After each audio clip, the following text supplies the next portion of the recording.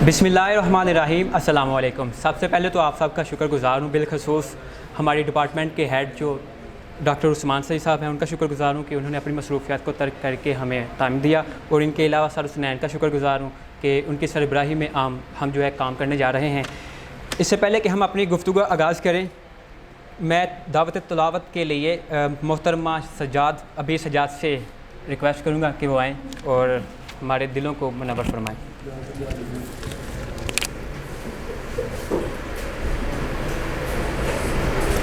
औज़ु बिल्लाहि मिनश शैतानिर रजीम। बिस्मिल्लाहिर रहमानिर रहीम। इन्ना अतैनाकल कौसर फसल्लि रब्बिका वन्हर इन्न शानिअका हुवल अब्तर। सदक़ल्लाहुल अज़ीम।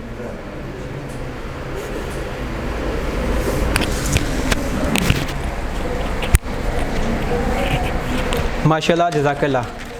जैसा कि आप सबको मालूम है कि मौजूदा सदी जो है वो डिजिटल सदी है, डिजिटल का दौर है।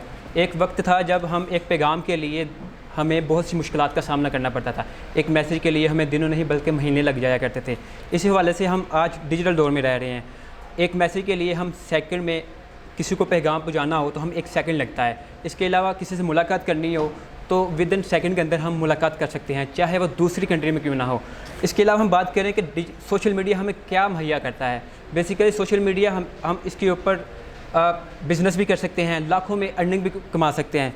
इससे ज़्यादा हम बात करेंगे, हमारे साथ मौजूद हैं डॉक्टर उस्मान सईद साहब। इससे पहले कि मैं उनको मदाह करूं, एक शेर आपकी नज़र। अपना काफ़िला अज़्म यकीन से निकलेगा, जब अपना काफ़िला अज़्म यकीन से निकलेगा, जहाँ से चाहेंगे रास्ता वहीं से निकलेगा। वतन की मिट्टी मुझे एरियाँ रगड़ने दे, मुझे यकीन है कि चश्मा यहीं से निकलेगा। मैं दावत सुखन देता हूँ जनाब डॉक्टर उस्मान सईद साहब से कि वो आएँ और हमारे दरमियान हायल हों।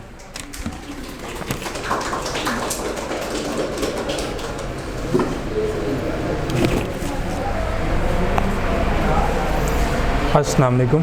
थैंक यू शाफी, बहुत अच्छे अंदाज से और आपने ओपनिंग की। Firstly I am thankful to sir Husnain for inviting me and my dear students, senior most student, for arranging this beautiful seminar and very interactive session regarding social media, digital media. Shafey ने बहुत अच्छे अंदाज से जिस तरह से आपको बताया है कि आजकल सोशल मीडिया का, डिजिटल मीडिया का दौर है। हमारे यहाँ हमारे सारे डायनामिक्स, हमारी सारी लाइफ स्ट्रक्चर, वो सारे सोशल मीडिया की वजह से जिस तरह से चेंज होते आ रहे हैं, बदलते आ रहे हैं, वो चीज़ें चल रही हैं। जो टॉपिक डिजिटल मीडिया के हवाले से, डिजिटल मीडिया के prospect, challenges and digital age social media के, तो आज के दौर में अगर हम देखते हैं, गैलप का सर्वे आया, उसके मुताबिक 76% जो यूथ है हमारी, वो सोने से पहले उनकी लास्ट एक्टिविटी होती है मोबाइल फ़ोन पे सोशल मीडिया को सर्फ करना, और सुबह उठते वक्त उनकी पहली एक्टिविटी वो भी सोशल मीडिया को सर्व करना on mobile phone, mobile screen. We have become screenagers, कि हमारा ज़्यादा वक्त जो है वो स्क्रीन पर गुजरता है। हम खुद कैलकुलेट कर लें कि हमारी लाइफ में से हम डेली के अंदर अगर 24 आवर्स हैं, उसमें से कितना टाइम मेरा स्क्रीन के ऊपर गुजरता है। या मैं मोबाइल फ़ोन पे हूँ या मैं लैपटॉप पे हूँ, ये सारा हमारा टाइम स्क्रीन के ऊपर गुजर रहा है। इट मीन के सोशल मीडिया हमारी लाइफ का एक जुज़वी हिस्सा बन चुका है, एक लाजमी जुज़ बन चुका है, कि वो हमारा पार्ट ऑफ लाइफ हमारा बन चुका हुआ है। और पर्टिकुलरली इन सियालकोट, जिस तरह होस्ट ने शुरू में कहा कि सियालकोट के अंदर बिज़नेस कम्युनिटी, आज आप देखें कि जो माजी में सियालकोट की बिज़नेस कम्युनिटी थी, वो ज़्यादातर काम कर रहे थे प्रोडक्शन साइड पे, लेकिन आज जो उनकी नई जनरेशन है उसको अगर हम देखते हैं तो वो अमेज़ोन पे वर्किंग कर रहे हैं, वो ईबे पे वर्किंग कर रहे हैं, वो अली बाबा पे, अली एक्सप्रेस पे वर्किंग कर रहे हैं। वो उसी को, सोशल मीडिया को, डिजिटल मीडिया को यूटिलाइज़ करते हुए उसी को ऑनलाइन बिज़नेस के अंदर अपनी एक्सपोर्ट्स को इन्हेंस कर रहे हैं, और बहुत कंसिडरेबल रेवेन्यू उसके साथ जनरेट किया जा रहा है।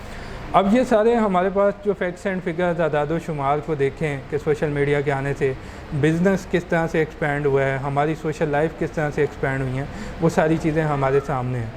अगर आदाद शुमार को देखें, डिजिटल पाकिस्तान की रिपोर्ट के मुताबिक 2022 में हमारे यहाँ पर 19 से 20 करोड़ के दरमियान मोबाइल कनेक्शन मौजूद हैं। अब 22 करोड़ की आबादी में 19 करोड़ 20 करोड़ एक कंसिडरेबल 82-3% इसकी बनती है। यानी हम अगर अपने साउथ एशिया में देखें तो यहाँ पर Pakistan largest cellular cell phone use करने वाला कंट्री कंसिडर किया जाता है। अब ये चीज़ें हमें इस चीज़ की तरफ इशारा करती हैं कि पाकिस्तान के अंदर बड़ा पोटेंशियल है सोशल मीडिया के मुतालिक, और पाकिस्तान के अंदर सोशल मीडिया के यूजेज के ऊपर बहुत ज़्यादा पोटेंशियल पाया जाता है। इसी तरीके से फ़ेसबुक यूज़र्स, हमारी यहाँ पर 37% पॉपुलेशन फ़ेसबुक के ऊपर अपना अकाउंट रखती है, मेंटेन करती है। हमारे यहाँ पर 23% पॉपुलेशन इंस्टाग्राम अकाउंट यूज़ करती है। ट्विटर के ऊपर सब वाइब्रेंट हैं। तो ये चीज़ें हमारी तरफ चल रही हैं। यहाँ पर अगर देखते हैं कि सोशल मीडिया की वजह से हमारी सोशल लाइफ, पॉलिटिकल लाइफ, उसमें क्या चीज़ें आ रही हैं, मैं कुछ एविडेंस के तौर पे एक दो ऐसी चीज़ें शेयर करना चाहता हूँ कि जिनकी वजह से, जिनकी शायद दुनिया में मिसाल बड़ी कम मिलती है। हमारे यहाँ पर ऐसे वाक़यात हुए हैं कि जिसमें सोशल मीडिया की वजह से हमारे जो पॉलिसी मेकर्स के डिसीजन थे, इवन के प्राइम मिनिस्टर का डिसीजन, वो रिवर्स हो गया। इसमें अगर आपको याद हो 2018 में इमरान खान साहब ने अपने इकनॉमिक एडवाइज़र उन्होंने अपॉइंट किए आतिफ़ मियाँ साहब। अब उन्होंने अपना इकनॉमिक एडवाइज़र अपॉइंट किया, लेकिन सोशल मीडिया के ऊपर फ़ौरन से शोर मच गया कि आतिफ़ मियाँ जो हैं वो कादियानी हैं, और वो कादियानी और हमारे रिलीजियस बिलीव्स, उसके ऊपर सोशल मीडिया के ऊपर एक प्रोटेस्ट, एक तूफ़ान वो शुरू हो गया। अभी रियल उसके ऊपर कोई भी प्रोटेस्ट सामने नहीं था आया, और ना ही उसके ऊपर कोई सुप्रीम कोर्ट का एक्शन हुआ। अभी उसके ऊपर सिर्फ सोशल मीडिया के ऊपर शोर मच रहा था, ट्विटर पे, फेसबुक पे, कि इमरान खान साहब ने वो कादियानी एडवाइज़र अपॉइंट कर दिया। विदिन 24 आवर्स जो प्राइम मिनिस्टर हाउस का नोटिफिकेशन था, उन्होंने उसको डी नोटिफाई कर दिया, उन्होंने उसको रिवर्स कर दिया। यानी कि सोशल मीडिया का इतना पोटेंशियल है कि अभी सड़क पर कोई नहीं निकला, अभी बाहर कोई नहीं आया, अभी किसी अदालत में वो फ़ैसला नहीं गया, लेकिन वो प्राइम मिनिस्टर को अपना डिसीजन रिवर्स करना पड़ा। 2018 में ही आए, पाकपतन के अंदर DPO रिजवान गोंदल, खावर मोनिका जो हमारी खतून अव्वल के साबका शोहर, उनके काफ़िले को रोका गया, उसके ऊपर DPO रिजवान गोंदल को ट्रांसफ़र कर दिया जाता। अभी उसके ऊपर भी कोई प्रोटेस्ट या किसी पॉलिटिकल पार्टी की तरफ से कोई स्टेटमेंट नहीं आती। सोशल मीडिया के ऊपर वो वीडियो वायरल होती है, नैरेटिव बिल्ड होता है, और वो सोशल मीडिया के ऊपर चीज़ चलती है। विदिन 2 डेज़ सुप्रीम कोर्ट को उसके ऊपर एक्शन लेना पड़ता है, और विदिन 3 और 4 डेज़ उस ट्रांसफ़र को रोक दिया जाता है, और जो गवर्नमेंट का, जो सेक्रेटरी पंजाब का जो भी वो नोटिफिकेशन था, उसको रोक दिया जाता है कि सोशल मीडिया की पावर की वजह से, सोशल मीडिया के ऊपर लोगों की डिबेट, डिस्कशन, इसकी वजह से। IG इस्लामाबाद का वाक़या हुआ। IG इस्लामाबाद को आदम सवाती मिनिस्टर थे उस वक़्त, उनको वहाँ से हटाया गया, तो उसके ऊपर भी सोशल मीडिया के ऊपर शोर चला, और विदिन 24 आवर्स उस डिसीजन को रिवर्स कर दिया गया। मोस्ट इम्पॉर्टेंटली 2019 में पंजाब असम्बली वो बिल पास करती है, MPAs की सैलरीज़ को इंक्रीज़ करने का, तनख्वाहें बढ़ाने का बिल पास करती है। सोशल मीडिया के ऊपर शोर मचता है, सड़कों पे कोई नहीं निकला अभी ना ही उसके ऊपर सड़कों पे कोई बात हुई है, लेकिन सोशल मीडिया के ऊपर शोर मचता है, और असम्बली का पास करदा बिल, उसको खान साहब फ़ौरन से within 24 hours prime minister tweet कर देता है कि जी इसको रिवाइज़ करें, हम इसको अभी नहीं इंक्रीज़ करेंगे। और भी बहुत सी एग्जांपल्स हैं, पेट्रोल प्राइस हाइक, फिर ज़ैनब अलर्ट बिल, वो सारे केसेस हैं जो सोशल मीडिया पे आए, सोशल मीडिया पे चले, और हमारी अब सोशल मीडिया की ऑडियंस यहाँ पर जब उसके ऊपर रिएक्शन देती है, पॉलिसी मेकर्स को अपने डिसीजन रिवर्स करने पड़ जाते हैं कि उन्हें अपना लिया हुआ डिसीजन उनको वहाँ से कह यू टर्न लेना पड़ता है, यहाँ रिवर्स करना पड़ता है। तो ये हमारे यहाँ पर ऐसे केसेस हैं जो ये शो करते हैं कि सोशल मीडिया की वजह से बहुत से पॉलिटिकल चेंज, बहुत सी सोशल चेंजेस, बहुत सी सोशल डेवलपमेंट हो सकती हैं। लेकिन अगर पॉजिटिव साइड है तो उसके साथ साथ उसकी अगर हम दूसरी साइड पे देखें तो उसमें आपको नज़र आता है सोशल मीडिया पे हमारे यहाँ ऑलमोस्ट 70-80% फ़ेक इन्फॉर्मेशन हमारे पास आ रही होती है, फ़ेक नोटिफिकेशन चल रहे होते हैं, फ़ेक डाटा शेयर किया जा रहा होता है, हर कोई अपनी अपनी बात कह रहा होता है, विदाउट एनी एविडेंस वो शेयरिंग कर रहा होता है।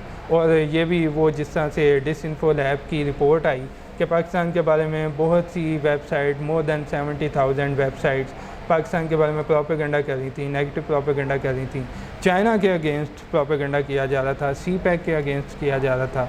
वो चीज़ें हैं जो सबसे बड़ा चैलेंज आज के दौर में है, वो मिस इन्फॉर्मेशन, डिसइन्फॉर्मेशन का चैलेंज है कि इस इंफॉर्मेशन को हम किस तरह से इस इंफॉर्मेशन को, इसकी एक्यूरेसी को मेंटेन रख सकते हैं, या किस तरह से ये फेक इंफॉर्मेशन को रोका जा सकता है।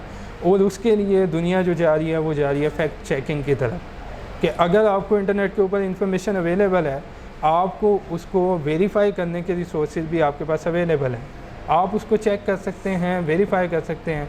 लेकिन सवाल ये है कि उसको वेरीफाई कौन करे। जब अनफॉर्चुनेटली हमारे यहाँ पे लिटरेसी रेट कम है, पढ़ने लिखने का रुझान कम है, लोगों में अवेयरनेस कम है। अब जब एक मज़दूर एक फैक्ट्री के अंदर सोशल मीडिया को यूज़ कर रहा है, उसे नहीं पता कि फ़ेसबुक के ऊपर जो इन्फॉर्मेशन आ रही है वो सच्ची है, झूठी है, वो उसको वायरल करता जा रहा है, उसको पसंद आई, उसने शेयर कर दी। अब उस इंफॉर्मेशन की वजह से वो डिसइन्फॉर्मेशन, कंटिन्यूड इन्फ्लुएंस, वो चीज़ें सारी क्रिएट होती चले जाती हैं।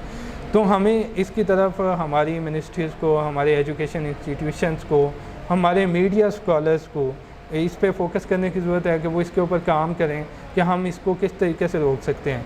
असूल वही है जो कुरान करीम में, जो हमारे इस्लाम का असूल है कि जब भी कोई आपके पास ख़बर लेके आए तो उसकी तहकीक कर लें, उसकी इन्वेस्टिगेशन कर लें, उसको रिसर्च कर लें कि कहीं मुबादा के आप गलती में, अनजाने में किसी कौम को नुकसान ना पहुंचा बैठें, बाद में पछताते रहें। तो ये असूल जो इस्लाम ने हमें दिया हुआ है, आज हम इसे कहते हैं फैक्ट चेकिंग, कि आप फैक्ट्स को चेक करें, आप जाके ऑनलाइन उसको वेरीफ़ाई करें इन्फॉर्मेशन को, क्या ये इन्फॉर्मेशन ठीक है, दुरुस्त है, गलत है, उसको वेरीफ़ाई करें।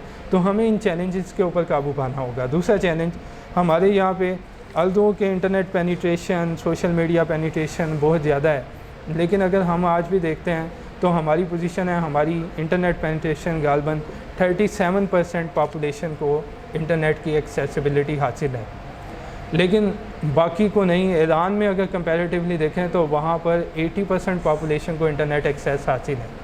इंडिया की बात करें, वहाँ पर 57-58% पॉपुलेशन को इंटरनेट एक्सेस हासिल है। अगर मैं यूके की बात करता हूँ, वहाँ पर 85-86% पॉपुलेशन को इंटरनेट एक्सेस हासिल है। तो हमारे आज भी दूर के इलाकों में, यहीं से हम सियालकोट से थोड़ा सा दूर होते हैं, गाँव के इलाकों में जाते हैं तो आपका जो 4G है, पहले 3G होता है, 2G होता है और फिर बंद ही हो जाता है। तो ये चीज़ें हमारे यहाँ, ये चैलेंजेस हैं कि हमें इंटरनेट पेनिट्रेशन, इंटरनेट एक्सेस, इसके ऊपर हमें फोकस करना होगा। अगर हम चाहते हैं कि इसका पॉजिटिव यूज़ हो तो हमें इसको लेके चलना होगा। बाकी आपके, मेरा ख्याल है वक्त हमारा मुख्तसर ही था, हमारा सेशन शॉर्ट ही था। आपकी जानिब से कोई सवाल है सोशल मीडिया के मुतालिक तो आप पूछ सकते हैं। जी, सोशल मीडिया यंगस्टर्स में एंजाइटी,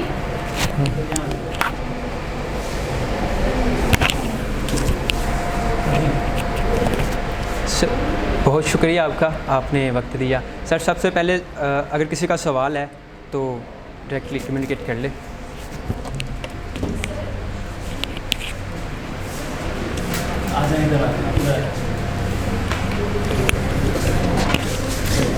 सर सोशल मीडिया जो है यंगस्टर्स में एंजाइटी, डिप्रेशन और एंगर पैदा कर रहा है, इसके आपकी नज़र में क्या वजूहत है और किस तरह इसको एड्रेस किया जा सकता है?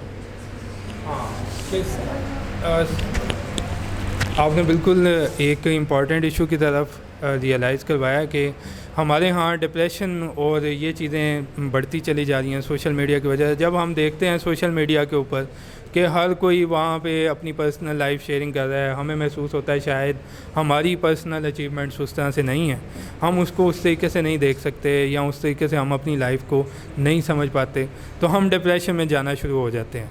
और ये रिसर्च भी आई जब ये ड्यूरिंग कोविड, जब लॉकडाउन रहा और लोग सोशल मीडिया पे ज़्यादा रिलाई कर रहे थे, और उस वक़्त हमारी जो NCOC उन्होंने अपनी इंस्ट्रक्शंस में कहा भी कि ऑडियंस के लिए मीडिया पे कंटेंट क्रिएट किया जाए ताकि वो सोशल मीडिया का इस्तेमाल थोड़ा कम करें और वो डिप्रेशन अपना कम कर सकें।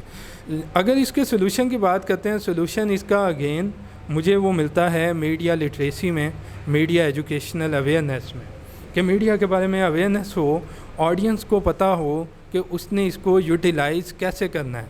मिसाल के तौर पे अगर मैं अपना 90% टाइम स्क्रॉलिंग पे लगा रहा हूँ, देखने पे लगा रहा हूँ जस्ट, अगर मैं वही अपना टाइम कोई अच्छी पोस्ट, कोई अच्छा कंटेंट क्रिएट करने में लगा दूँ और उसको मैं डिसैमिनेट करूँ, तो फिर मुझे भी होगा कि मेरी कंट्रीब्यूशन भी हो रही है, ऑडियंस मुझे देखेगी भी, मेरा टाइम भी कंज्यूम होगा। अनफॉर्चुनेटली हम क्योंकि बड़े हमारे पास फ्री टाइम अवेलेबल होता है, हम जस्ट टाइम को किल करने के लिए सोशल मीडिया को यूज़ कर रहे होते हैं। तो अगर हम ये देखें कि हमने इसका पॉजिटिव यूज़ करना है, हम उसके ऊपर वर्किंग शुरू कर देते हैं, हम कंटेंट बनाना शुरू कर देते हैं, हम कंटेंट लिखना शुरू कर देते हैं, हम वीडियोस बनाना शुरू कर देते हैं, वीडियोस लिखना शुरू कर देते हैं, तो वो मेरे ख्याल में हमारे लिए फिर अच्छा टाइम कंजम्पशन हो जाएगी और फिर उससे डिप्रेशन में भी कमी आ सकती है। जी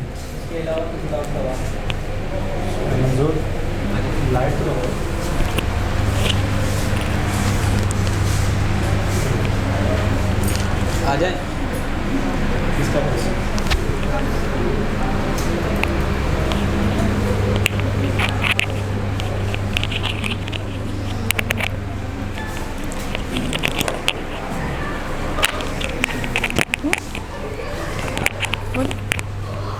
सच जैसे कि बहुत ज़्यादा प्राइवेसी थ्रेट्स हैं, तो उसके रिस्क को हम लोग किस तरह कम कर सकते हैं सोशल मीडिया पे?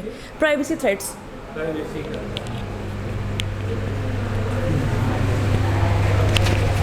जी ये भी एक इम्पॉर्टेंट इशू है कि प्राइवेसी कंसर्न्स हैं सोशल मीडिया पे, ऑनलाइन हैरेसमेंट के हैं, साइबर क्राइम्स के केसेस हैं, और इवन कि अब हमारे बैंक्स को भी वो अवेयरनेस मैसेज भेजने पड़ते हैं जी, किसी लिंक पे क्लिक ना करें, किसी कॉल को रिस्पॉन्ड ना करें, किसी SMS में दिए गए कोड को शेयर ना करें। ये सारे हमारे यहाँ इश्यूज़ मौजूद हैं। FIA के अंदर बहुत से केसेस ऐसे हैं, ऑनलाइन हैरेसमेंट के हैं, साइबर बुलिंग के हैं, वो चीज़ें पाई जाती हैं। अब इसके सलूशन की तरफ अगेन अगर देखते हैं, तो अगर आप इसको रेगुलेट करने की कोशिश करें, तो आपको पता है कि हमारे जो कंट्रोल या हमारे जो नेटवर्क्स हैं, सोशल नेटवर्क्स हैं, इनका कंट्रोल हमारे पास उस तरह से नहीं है। हमारे पास कोई फ़ेक इन्फॉर्मेशन आती है, कोई फ़ेक न्यूज़ आती है, हमें ट्विटर को लेटर लिखना पड़ता है कि जी इसको रिमूव करें, हमें फ़ेसबुक को, मार्क जुकरबर्ग को लेटर लिखना पड़ता है कि जी ये पोस्ट, ये वाला पेज, इसको ख़त्म करें। हमारे पास वो एक्सेस नहीं है। या तो हम इसको रेगुलराइज़ कर लें, जैसे गवर्नमेंट ने कोशिश की भी, सोशल मीडिया रूल्स उसने अमेंडमेंट किए, और उसके मुताबिक कि या तो ये कंपनीज़ यहाँ पर अपने ऑफिसेज़ खोलें और उसको हम देख लें और हम उसके मुताबिक उसको रेगुलेट कर लें। लेकिन वो एक मुश्किल काम नज़र आ रहा है कि ऐसा होगा नहीं कि हर कोई इंस्टाग्राम, ट्विटर, फेसबुक, व्हाट्सएप वो यहाँ पे आके अपने ऑफिसेज़ खोलें और आपकी गवर्नमेंट के कवानीन के मुताबिक चलें। मेरा नहीं ख्याल कि ये पॉसिबल सोल्यूशन कोई हो सकता है। एक सोल्यूशन जो इसका नज़र आता है वो यही है कि आप अवेयर करें, ऑडियंस को अवेयर करें कि उसने किस तरीके से अपना डिफेंड कैसे करना है, उसने ख़ुद को कैसे बचाना है। अब हमारे यहाँ जब हमें नहीं पता होता कि हमने सोशल मीडिया को यूज़ कैसे करना है, हम चाहते ना चाहते हुए लिंक्स को क्लिक कर रहे होते हैं। फॉर एग्ज़ाम्पल, मैं एक बुक को डाउनलोड करने के लिए कोशिश करता हूँ, वो मुझे कहता है कि जी इससे लिंक पर क्लिक करें, मैं क्लिक करता हूँ, मेरी पर्सनल इन्फॉर्मेशन सारी चले जाती है। तो अगर हम अवेयर कर दें, ऑडियंस को अवेयर कर दें, ऑडियंस को इतनी नो हाउ हो कि उसने किसको क्लिक करना है, किसको नहीं करना, वो उसको देख लें, तो मेरे ख्याल में वो एक अच्छा सलूशन हो सकता है कि अवेयरनेस हम क्रिएट करें, मीडिया लिटरेसी प्रमोट करें, मीडिया एजुकेशन प्रमोट करें, ऑडियंस को बताएं कि सिर्फ रीट्वीट कर देना ये काम नहीं होता, हमें देखना होगा। और इसी तरीके से हम जो डिफरेंट स्क्रॉलिंग करते हुए हमारे पास जो चीज़ें आएँ, हमने जब वो परमिशंस मांगते हैं तो हमें देखना होगा कि परमिशंस मांग रहे हैं तो कौन कौन सी सिक्योरिटी परमिशंस वो मांग रहे हैं हमसे, तो हम अपनी प्राइवेसी को आई थिंक इस तरह से हम प्रोटेक्ट कर सकते हैं। तो बाकी दूसरी सूरत हाल वही है, रेगुलेशन करें, कवानीन बनाएं, जो इम्प्लीमेंटेशन जिसकी मुश्किल नज़र आ रही है। ठीक है, वेलकम जी। Thank you sir. सर मेरी तरफ से एक सवाल है कि PTI हुकूमत ने एक लॉ पास किया पीका ऑर्डिनेंस के हवाले से, इसके बारे में आपकी क्या राय है? जी, पीका ऑर्डिनेंस के बारे में आप बात कर रहे हैं, तो उसमें जो सबसे ज़्यादा जो शोर मचा हुआ वो ये कि आप कोई भी बगैर, जो आपने मीडिया के स्टूडेंट्स हैं सब, डेफामेशन लॉ आपने पढ़ा होगा, उसके अंदर अब डेफामेशन लॉ इम्प्लीमेंट होता था आपका न्यूज़पेपर के ऊपर, टेलीविज़न के ऊपर, वहाँ पे। अब हमने उसकी इम्प्लीमेंटेशन गवर्नमेंट ने सोशल मीडिया पे भी कर दी कि आपके किसी एक ट्वीट से अगर कोई डिफेम होता है तो वो आपके ऊपर बात कर सकता है, आपके ऊपर केस कर सकता है, उसको ट्रायल किया जा सकता है। दूसरा जो सबसे ज़्यादा मीडिया ने जो शोर मचाया या मीडिया की कवरेज को अगर देखें तो वो यूँ लगता था कि वो कहते थे ये सहाफ़त के ऊपर जनाब ये कदगन है, सहाफ़त को, फ्रीडम ऑफ एक्सप्रेशन को कर्ब किया जा रहा है, उसे ख़त्म किया जा रहा है। उनको अगर देखते हैं तो वो कहते हैं जी क्योंकि उसके अंदर फ़ेक न्यूज़ के ऊपर पनिशमेंट बताई गई है कि अगर फ़ेक न्यूज़ आप शेयर करते हैं तो वो क्रिमिनल ट्रायल होगा, उसके ऊपर आपको जुर्माना भी होगा, उसके ऊपर आपको जेल भी हो सकती है, सज़ा भी हो सकती है। अब इसके ऊपर सारा शोर मचा जा रहा है कि जी हम चाहते ना चाहते हुए किसी को रीट्वीट कर देते हैं और वो फेक इन्फॉर्मेशन होती है तो हम उसके तहत आ सकते हैं, उसमें ट्रायल हो सकते हैं। अब गवर्नमेंट का पॉइंट ऑफ व्यू ये है कि वो फेक इन्फॉर्मेशन, फेक प्रोपेगेंडा, जैसे वो पहले भी कहा मैंने कि इंडियन प्रोपेगेंडा, उसको इनकाउंटर करने के लिए, रोकने के लिए, अभी रीसेंट एग्जांपल देता हूँ। कल की अभी खबर है, रॉयटर्स न्यूज़ एजेंसी, वो उसको कोट करके ख़बर दी जाती है कि जी गवर्नमेंट के पास कोई भी ऐसे शवाहिद नहीं है कि जिससे वो साबित हो सके कि जो लेटर है वो वाकई, जो थ्रेड लेटर आया है वो हकीकी है। अब यानी उन्होंने कहा है कि रॉयटर न्यूज़ एजेंसी का रेफरेंस दे के वो सोशल मीडिया के ऊपर इंफॉर्मेशन चल रही है। अब हमारी वजारत दाखिला, हमारे जो हमारी गवर्नमेंट के लोग हैं, हमारे प्राइम मिनिस्टर साहब, वो इसको डिनाई करते हैं। अब अगर इस सेंस में देखा जाए तो ये एक फ़ेक न्यूज़ बन जाती है, लेकिन क्योंकि हमने कोट कर दिया इंटरनेशनल न्यूज़ एजेंसी को, अब अगर हमारा मीडिया उसको शेयर कर रहा है और वो वाकई साबित हो जाता है कि वो वाकई फ़ेक न्यूज़ है, तो उसके ऊपर डेफिनेटली मीडिया के ऊपर भी, नॉट ओनली मीडिया, जो भी सोशल मीडिया यूज़र है, जिसने भी उसको वायरल किया है, वो उस पर ट्रायल हो सकता है। अब यहाँ पर सबसे बड़ी बहस ये आ जाती है कि फ़ेक न्यूज़ को डिफ़ाइन कौन करेगा। अनफॉर्चुनेटली लॉ उस पर खामोश है कि फ़ेक न्यूज़ को डिफ़ाइन नहीं किया जा रहा, उसके ऊपर पनिशमेंट सुनाई जा रही हैं, ये हो जाएगा, ये हो जाएगा, क्रिमिनल ट्रायल होगा, वो सारी चीज़ें, लेकिन उसको डिफ़ाइन नहीं किया जा रहा। अगर उसको डिफ़ाइन करने की तरफ जाते हैं, अगर कोई उसको डिफ़ाइन करता है, तो अगर हम उसे डिफ़ाइन करते हैं तो उसकी जद में फिर बड़े बड़े जो मुक़द्दस लोग हैं वो भी आएँ, तो उनकी भी बहुत ही ऐसी कई बातें ऐसी होती हैं कि जिसका कोई एविडेंस नहीं होता, जो वैसे ही बात कर दी जाती है, जो फ़ेक न्यूज़ के फिर ज़ुमरे में आ सकती है। तो ये थोड़ा सा क्लैरिटी की उसमें ज़रूरत है कि अगर इसको क्लैरिफाई कर दिया जाए कि फ़ेक न्यूज़ क्या है, उसकी क्या लिमिट्स हैं, क्या बाउंड्रीज़ हैं और उस पर ट्रायल किन सूरतों में होगा, अगर ये लिमिट्स कर दिया जाए तो मेरा ख्याल है वो कन्फ्यूजन थोड़ी कम हो जाती है।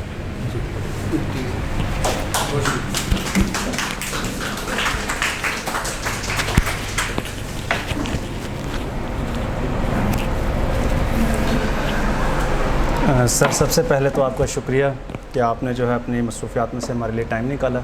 सेकेंडली, मैं उम्मीद करता हूँ कि जिस तरह डॉक्टर साहब ने जो है सोशल मीडिया की इम्पोर्टेंस के बारे में बताया, तो आप सब ने जो है इससे बहुत कुछ सीखा होगा और आपकी इन्फॉर्मेशन में, नॉलेज में इजाफा हुआ होगा। इसमें मैं सिर्फ एक पॉइंट ऐड करना चाह रहा हूँ। अभी रिसेंटली जो है एक रिसर्च आर्टिकल पब्लिश हुआ, उसमें जो है ऑथर ने लिखा कि जो ट्विटर है, जो सोशल मीडिया एक ऐप है, तो 1 सेकंड में तकरीबन 6000 जो है उसके ऊपर ट्वीट्स होती हैं 1 सेकंड में। और यूट्यूब जो हमारे पास है, यूट्यूब के ऊपर 1 मिनट के अंदर 5000 घंटे का कंटेंट जो है वो अपलोड किया जाता है। अब 5000 घंटे मीन्स 7 महीने, तो 1 मिनट के अंदर यूट्यूब के ऊपर इतना ज़्यादा कंटेंट जो है वो अपलोड हो रहा है और 1 सेकंड के अंदर जो है ट्विटर के ऊपर 6000 ट्वीट हो रहे हैं। तो ऐसे में डेफिनेटली उस सारे के सारा कंटेंट जो है उसको वेरीफाई करना, उसको देखना कि कौन सा कंटेंट क्रेडिबल है, कौन सा क्रेडिबल नहीं है, तो ये जो हमारे व्यूअर्स हैं उनके लिए काफ़ी मुश्किल है। अनफॉर्चुनेटली बीइंग हम जो मीडिया स्टूडेंट हैं, चलें हमें तो पता होता है कि क्रेडिबिलिटी क्या चीज़ है या अनबाइस्ड होना क्या चीज़ है, लेकिन जो आम पॉपुलेशन है, आम लोग हैं, उनको इस चीज़ का इल्म नहीं होता।